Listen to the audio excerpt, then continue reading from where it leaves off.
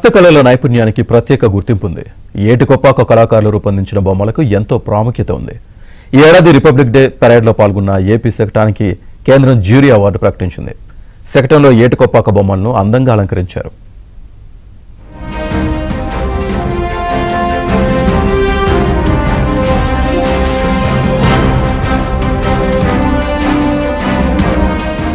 ముప్పై ఏళ్ల తర్వాత రిపబ్లిక్ డే పరేడ్లో ఏపీ శకటానికి గుర్తింపు లభించింది.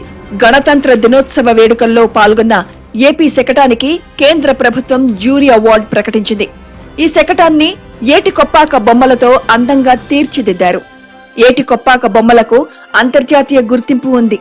దీన్ని దృష్టిలో పెట్టుకున్న ప్రభుత్వం ఈ ఏడాది ఏపీ శకటాన్ని ఏటికొప్పాక బొమ్మలతో ముస్తాబు చేసింది.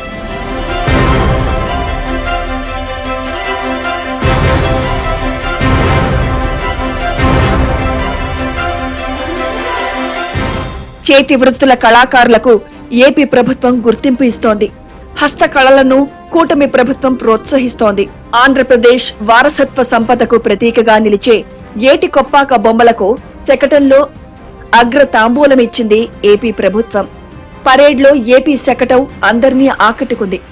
శకటం ఇరువైపులా బొబ్బిలి వీణ, తెలుగువారి కట్టుబొట్టు, సాంప్రదాయాలతో అందంగా ముస్తాబు చేశారు.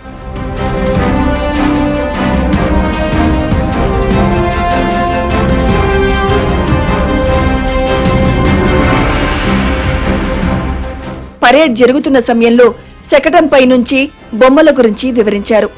వినోదంతో పాటు విజ్ఞానం కూడా బొమ్మలు నేర్పిస్తాయంటూ శకటంపై చేపట్టిన ప్రదర్శన రాష్ట్రపతి, ప్రధాని సహా ఆహుతులను విశేషంగా ఆకట్టుకుంది. ఓటింగ్లో ఏపీ శకటానికి పెద్ద ఎత్తున మద్దతు పలికారు నెటిజన్లు.